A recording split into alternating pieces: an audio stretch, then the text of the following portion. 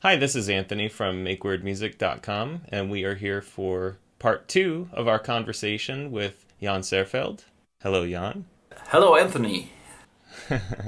So, in the first part, we ran out of disk space while you were talking about tribal tech and who helped you discover some of this complex music. So I thought you could finish your answer there and complete the cliffhanger that you left us with. Yeah, yeah. It was of course. Well, yeah, it was about tribal tech and Scott Henderson, who was then became one of my heroes of guitar and of as a musician as well. And it was I was talking about this. It was a punch in the face and also into the brain. Uh, and Later on, when I checked out some of the videos of his instruction videos and also some more, I seen some more concerts. I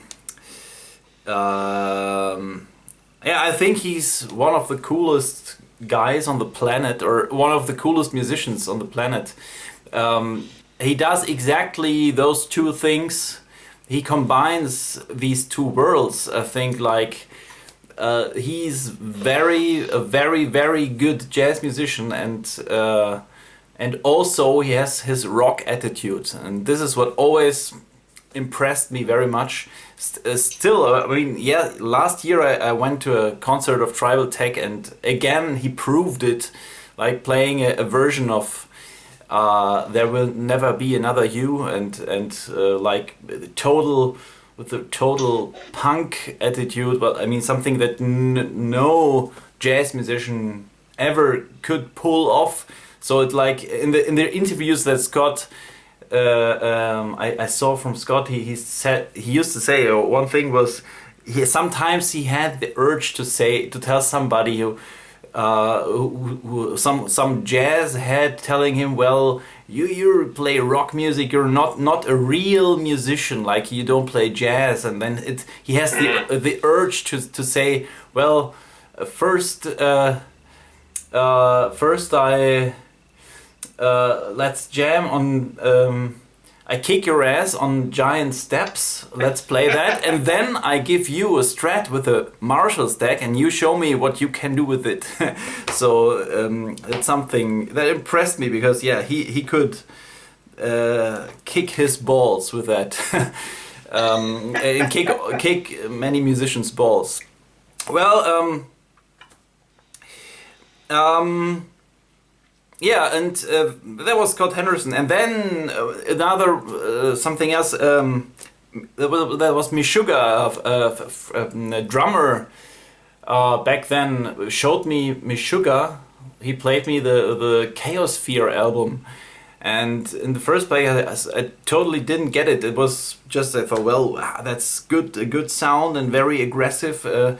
I mean, I listened to metal a lot, and he told me, well, because he was a drummer, and he said, well, yeah, the rhythmic stuff is so checked out, and you should really, you're into complex rhythms, and check it out. And didn't, in the first place, I didn't get it. I just thought, wow, okay, that's amazing. It sounds kind of new, but I didn't get what exactly made it so different from all the other metal bands that I heard until that. Until I sat down and transcribed something and got behind their rhythmic principle, and it was good enough good enough material for my thesis, which I wrote a couple of years later on Meshuggah. Yes, and so it was a drummer friend of mine who played me this. I'm very grateful for that. Well, I would have discovered it later, as probably one day, but still, I mean, maybe it would have been a couple of years more, and maybe I would have now I would be somewhere else. Who knows? I would play some other music, like some smooth jazz. Who knows? No, but no. And then there was a I studied in Graz in Austria, and there was this saxophone teacher, and I told him about, well, I like this, this jazz sound is great, but I want something. I'm also a rock guitar player. What can you recommend me something? And then he said, well, yes, my son, you should listen to Screaming Headless Torsos. Oh wow! And that was a very, very good advice. So one of the best advices, because I bought their album and fell in love with their sound as well, because there you have it as well. They have a version of Blue and Green from Miles Davis, and it has a it's a reggae version of it with punk mixed into it, and also jazz improvisation, which was also a starting point for me. And the other thing was another colleague, or how do you say, study colleague, Kommilitone in German. What is it in English? English word, Kommilitone. Peer. Yes. Peer, fellow student. Yes. Is it a peer? Yeah, a peer is a fellow student. Either works.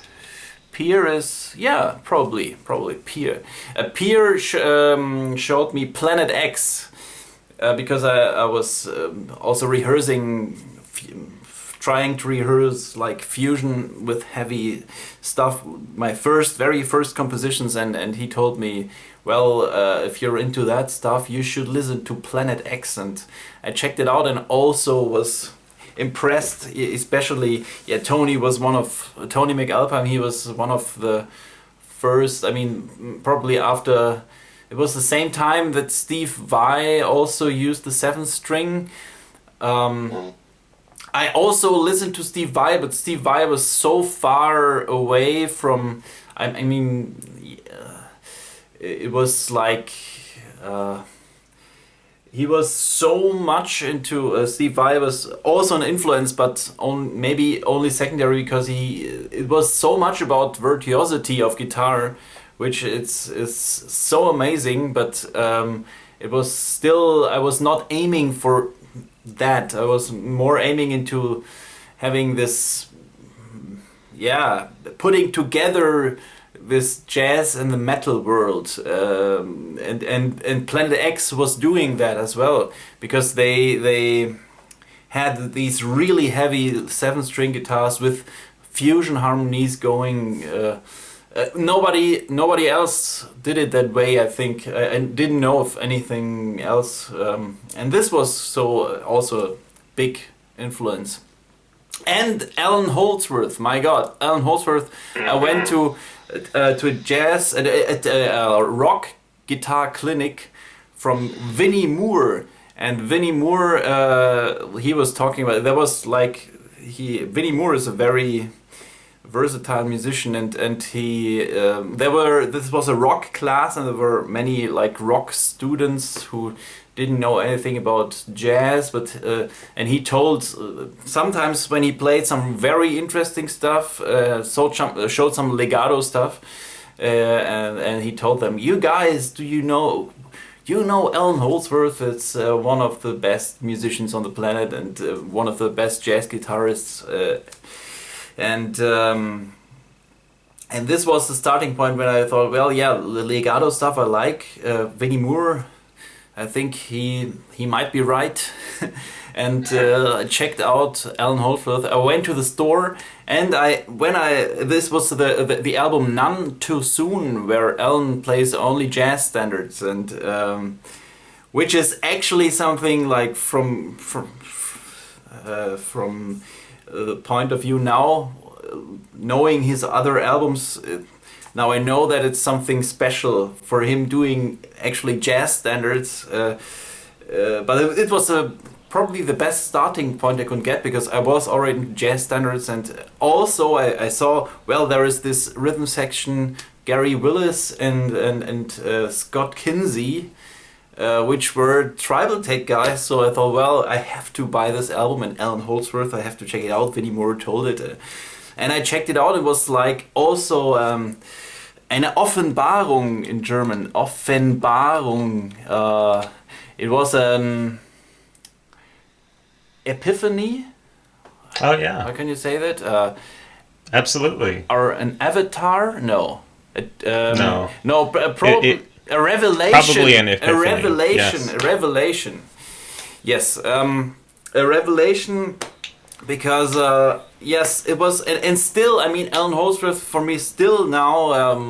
This was '98, and now it's 2015, so it's 17 years ago, and I still do not feel that I have come even, come closer to. I mean, I checked out a lot, but still, I don't feel I came really significantly closer to Alan's playing and to Alan's world and to his planet, because Alan is a totally different planet, and but this was I still remember this album, None Too Soon, had a big impact on. I thought, well, this is a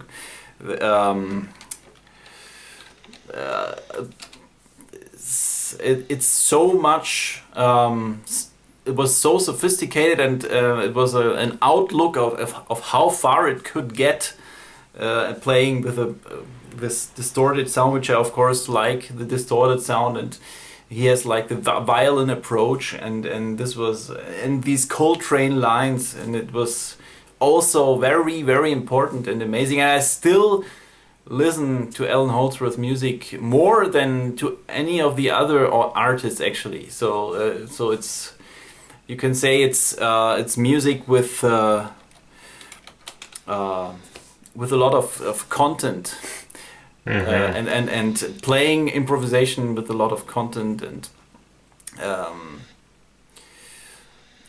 yeah. You must have been happy to hear Alan and Virgil Donati get together. Oh then. my God! Yes, Virgil Donati. I forgot about. But Virgil Donati was kind of the part of the Planet X revelation, of course. Yes, that was great.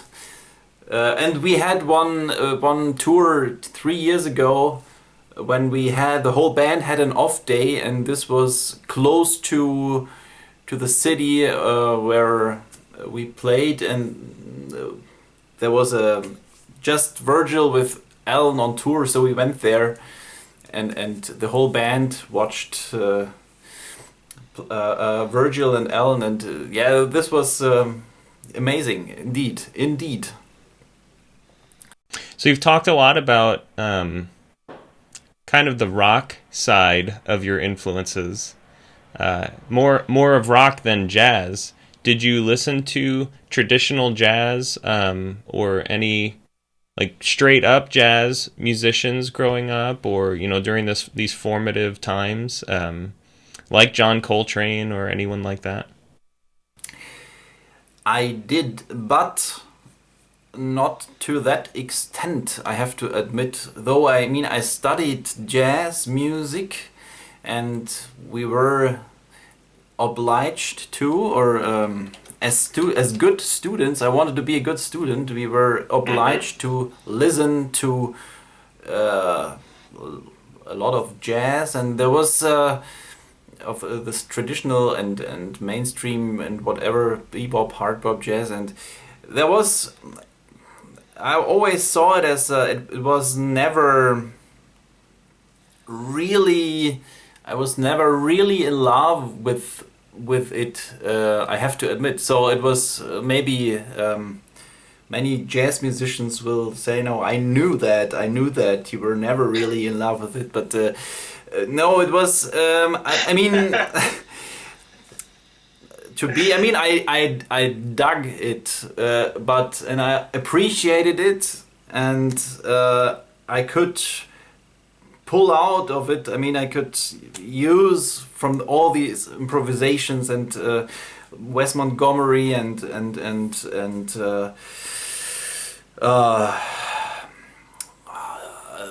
many more, and not only. There were not only jazz guitar players like who's the guy, Pat Martino. and so many, Charlie Christian and also the saxophone guys. One of my first solos I transcribed was saxophone solo. It was a trumpet solo, Clifford Brown actually, and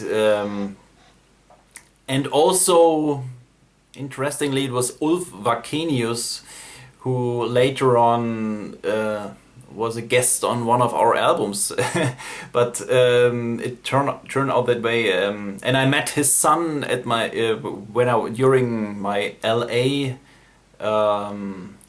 I used to live in LA for half a year, and in that period I met Ulf's son Eric. So this was kind of nice because Ulf was one of the first jazz guitarists that I got to listen to and transcribe also. But we were speaking about jazz. It was always an obligation to check it out, and it never how do you say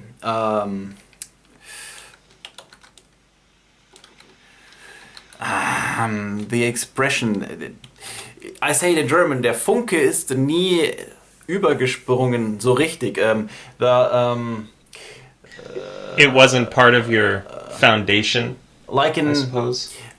You say in German, you say an electric spark. No, a spark. How you say? You mean like the epiphany thing you were talking about? Yes. The light bulb never went off with jazz or something like that? Yes, probably. Yeah, something like this. Uh-huh. Because it was missing this essential part of music that I wanted to do myself, the aggressive part. It was always like, or the distorted, aggressive, heavy wrecking ball part, it was always missing. So it was good for my the intellectual side of my intellectual side was appealed always by it, but it was still missing the raw power from metal. There was always something missing, and when doing something, and I really practiced this stuff. I mean, I practiced it for 3 years and almost never played rock, any distorted thing in that time, and it was kind of a little bit frustrating because I'd never something was missing all the time, and I didn't even realize it. I realized it later at one point when there was the exam, the first half of the whole study. There was this first final exam, not the final or the first half of the studies. They gave me a kind of a medium. I always wanted to be kind of the best, and they gave me some medium note, or not note, a mark. My final mark was not. Oh yeah, your grade. My grade was like a medium one, and this was kind of depressing. But there was a good reason, because I didn't deserve anything better, because it didn't sound very convincing, probably, because I had to. This was I saw it as an obligation to play traditional jazz, and they didn't want me to play anything else. And maybe then this was just a part of my studies. It was not in the final exam, but it was in the concerts before that, when I tried out some stuff, and this was like the first Panzerballett stuff, and what later on I used for Panzerballett, and this was actually where I felt this is what I want to do, but this was not what they wanted to hear in the exam. They wanted to hear. And it's nice. I dig it, but there has to be more something different to it as well, and that's why I always have to incorporate this here into the music. So you've mentioned several times that you feel that jazz was missing the wrecking ball, but have you ever felt that heavy metal was missing the jazz element of more melodic and... Of course. That's why I also,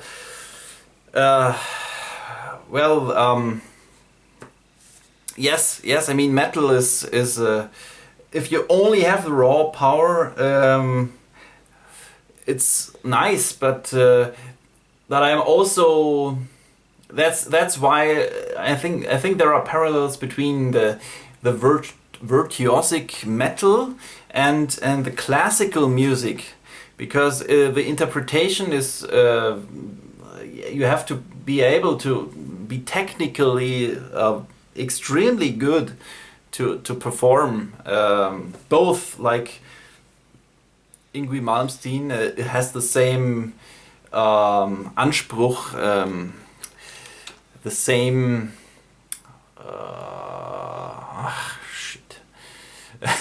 the same, he has the same, somebody help me find the word. All my German friends, they know what I want to say. They have, it's the same Anspruch like Paganini has, like... virtuosity. Yeah, of virtuosity, it has to... The discipline. Yeah. Yes, maybe. I'll ask my wife. She speaks German. It says claim on the dictionary. The same, but that's not the right word. The same pretension, maybe. The same standard. The same requirement. No. That's all the wrong. Never mind. Let's see it as whatever. Like Yngwie Malmsteen blended this virtuosity into heavy metal, and Eddie Van Halen and whatever, all the guys who we can be grateful for putting real high class virtuosity into heavy metal, and making it some a style that is really for the technical proficient musician, or how do you say, that is important. It has become important to practice a lot guitar, a lot, and 8 hours a day. It has become important because of Yngwie and because of Eddie, and this is a great thing. It has like this competitiveness. They raise the standard. Yes, they raise the bar. Yes. So what was about it? Yes, and but also, I mean, the same thing is what I was missing in heavy metal. Well, I'm still missing. I was still missing the openness and the improvisational part. If you're usually in a metal band, like when you're playing, I was in that when I was in my during my MI.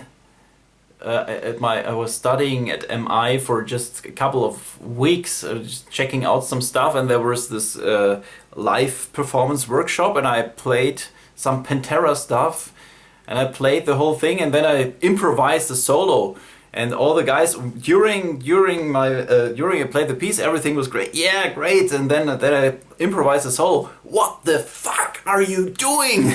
It's not the original solo. It's something different. And this is kind of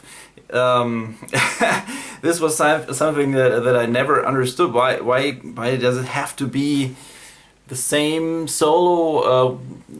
Where is the?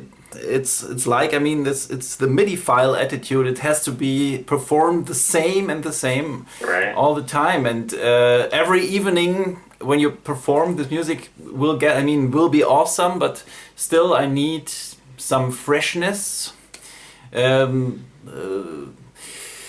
it has to stay fresh, and jazz makes it fresh all the time, and the jazz improvisation makes it different every time, and it's like building something from 0 to 100. This is something that only jazz had and has actually, this improvisational dynamic development inside of a piece, and no, I mean not only jazz has it, but probably the improvisation can make it